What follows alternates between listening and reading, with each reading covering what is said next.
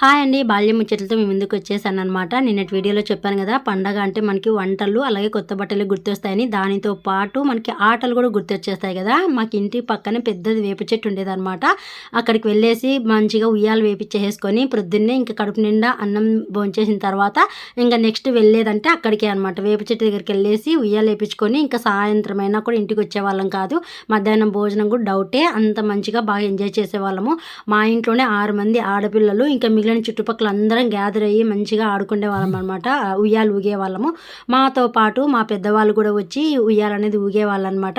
అప్పట్లో వచ్చేసి పల్లెల్లో పాడతారు కదా పాటలు. వదిన మరదళ్ళు ఉంటే గిన అట్లా వాళ్ళ మీద పాడతారు కదా!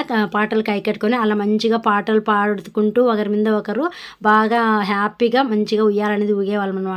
అప్పటి సంతోషాన్ని ఇప్పుడు ఎంత ఇచ్చినా మనం దాన్ని బేస్ చేయలేమనమాట. అంతే కదా! చాలా హ్యాపీగా అనిపిస్తుంది మీతో ఇవన్నీ షేర్ చేసుకుంటుంటే. Please do subscribe.